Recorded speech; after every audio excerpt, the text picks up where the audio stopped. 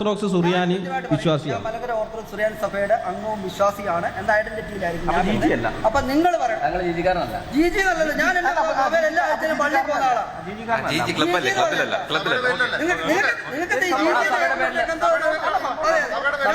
Orthodox സുറിയാനി സഭയുടെ അംഗമാണ്. നിങ്ങളും കേട്ടല്ലോ, വളരെ വ്യക്തമായിട്ട് തന്നെയാണ് പറഞ്ഞത് താൻ ജിജി അല്ല എന്ന് പറഞ്ഞത്. അപ്പം അങ്ങനെ പറഞ്ഞിരിക്കെ ഈ ജിജി കൾട്ടിലെ പാഷാണ്ടിയായ ഷിബുവിൻ്റെ വീഡിയോ കേൾക്കേണ്ട ആവശ്യം ഞങ്ങൾക്കില്ല. ഞങ്ങളത് കേൾക്കേണ്ട കാര്യം എന്ത്? ഷിബുവിന് ഇതിനകത്ത് ഒരു റോളും ഇല്ല. ഈ ഡിബേറ്റിനകത്ത് ഷിബുവിന് ഒരു റോളും ഇല്ല. ഇപ്പം ഷിബുവിന് പകരം അദ്ദേഹം ഓർത്തഡോക്സ് അച്ഛന്മാരുടെയോ ബിഷപ്പുമാരുടെയോ എങ്ങാനും വീഡിയോ അയച്ചു തന്നിട്ട് അത് കേട്ട് നോക്കിക്കോ, അതിനകത്ത് നിങ്ങൾക്ക് നിങ്ങളോടുള്ള എൻ്റെ മറുപടി ഉണ്ടെന്ന് പറഞ്ഞാൽ ഞങ്ങളത് കേട്ടേനെ. അത് 56 മിനിറ്റ് അല്ല, 2 മണിക്കൂറുള്ള വീഡിയോ ആണെങ്കിലും ഞങ്ങൾ കുത്തിയിരുന്ന് കേട്ടേനെ.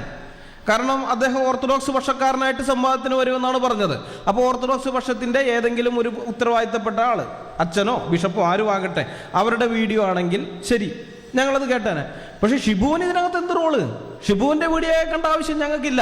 അപ്പോൾ അതുകൊണ്ട് തന്നെ ഞങ്ങളത് പറഞ്ഞു, ഇതിൻ്റെ കാര്യം ഞങ്ങൾക്കില്ല എന്ന് പറയുകയും ചെയ്തു. അപ്പോൾ അത് കഴിഞ്ഞിട്ട് ഞങ്ങൾ വളരെ കർശനമായിട്ട് തന്നെ ഏവൻ ബ്രദർ പറഞ്ഞു, താങ്കൾ സംവാദത്തിന് വരുമോ ഇല്ലയോ എന്നുള്ള കാര്യം വ്യക്തമാക്കണം എന്ന് പറഞ്ഞു. അപ്പോൾ അതിന് ആൽബർട്ട് നേരിട്ട് മറുപടി പറയാതെ ഫേസ്ബുക്കിൽ ഒരു പോസ്റ്റ് ഇടുകയാണ് ചെയ്തത്.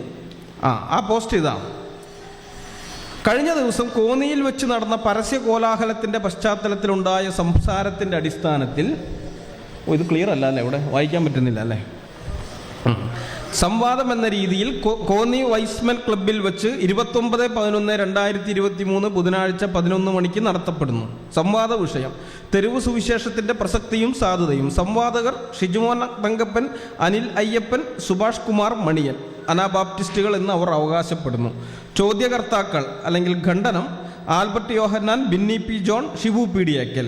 സംവാദ നടപടികൾ: വിഷയാവതരണം 30 മിനിറ്റ് അനാബാപ്റ്റിസ്റ്റുകൾ. ഖണ്ഡനം 20 minute Albert Yohannan and team. ഖണ്ഡനത്തിലുള്ള മറുപടി 10 മിനിറ്റ് അനാബാപ്റ്റിസ്റ്റുകൾ. ക്രോസ് എക്സാമിനേഷൻ 1 മണിക്കൂർ. ഉപസംഹാരം 10 മിനിറ്റ് വീതം. കൂടെ ഒരു പോസ്റ്റർ ഉണ്ടായിരുന്നു. ആ പോസ്റ്ററാണ് ഇത്: സംവാദം തെരുവ് സുവിശേഷത്തിൻ്റെ പ്രസക്തിയും സാധുതയും. ഇത് ആൽബർട്ടിൻ്റെ പ്രൊഫൈലിൽ മാത്രമല്ല, ഷിബു പീഡിയാക്കൽ എന്ന കുപ്രസിദ്ധ പാഷാണ്ടി നയിക്കുന്ന ഗ്ലോറിയസ് ഗോസ്പൽ എന്ന ഫേസ്ബുക്ക് പേജിലും ഇത് പോസ്റ്റ് ചെയ്യുകയുണ്ടായി. അതാണ് നിങ്ങളിത് കാണുന്നത്. അപ്പം ഇവർ സംവാദം എന്ന് പറഞ്ഞ് ഇവർ അവതരിപ്പിച്ച ഈ പോസ്റ്റ് ഇതെന്താണെന്ന് പോലും മനസ്സിലാക്കാനുള്ള കഴിവ് ഇവർക്കില്ല. ഇത് തയ്യാറാക്കിയവർക്കില്ല, ഇത് പോസ്റ്റ് ചെയ്തവർക്കില്ല, ഇവരുടെ കൂട്ടത്തിലുള്ള ഒരാൾക്കും ഇല്ല. കാരണം വായിച്ചിട്ട് ഇവരുടെ അനുയായികളെല്ലാം വന്നിട്ട് ഇതാണ് കറക്റ്റ് വിഷയം, ഇങ്ങനെയാണ് സംവാദം നടത്തേണ്ടതെന്നൊക്കെയാണ് അവർ പറഞ്ഞത്. ഭയങ്കര കയ്യടിയായിരുന്നു അതിൻ്റെ കീഴിൽ, കോമഡി തന്നെ. അപ്പോൾ ഇവരുടെ പോസ്റ്റിൽ പറഞ്ഞിരിക്കുന്ന കാര്യം നമുക്കൊന്ന് വിലയിരുത്തി നോക്കാം. ഇവരുടെ പോസ്റ്റിൽ സംവാദകർ ആരാണ്? സംവാദകർ എന്ന് കണ്ടോ? ഷിജുമോൻ തങ്കപ്പൻ, അനിൽ അയ്യപ്പൻ, സുഭാഷ് കുമാർ മണിയൻ എന്നിവരാണ്. ഒരു ഡിബേറ്റിൽ സംവാദകർ, ഒരു വശത്ത് മാത്രമേ സംവാദകർ ഉണ്ടാവുകയുള്ളൂ. നിങ്ങളൊരു സംവാദത്തിന് വേണ്ടി പോവുകയാണെങ്കിൽ സംവാദകർ ഒരു സൈഡിലേ ഉണ്ടാവുള്ളൂ, മറുവശത്ത് സംവാദകരില്ലേ? ഇവരേലില്ല. അത് കണ്ടോ നിങ്ങൾ? സംവാദകർ 3 പേര്: ഷിജുമോൻ തങ്കപ്പൻ, അനിൽ അയ്യപ്പൻ, സുഭാഷ് കുമാർ മണിയൻ. ഓക്കെ. മറുവശത്തെ സംവാദകർ ആരാണ്? മറുവശത്ത് സംവാദകരില്ല, ഒരാൾ പോലും ഇല്ല. മറുവശത്തുള്ളത് ആരാണ്? There's one simple sugar hack that helps eliminate dangerous blood sugar swings and balances glucose level. അറിയോ?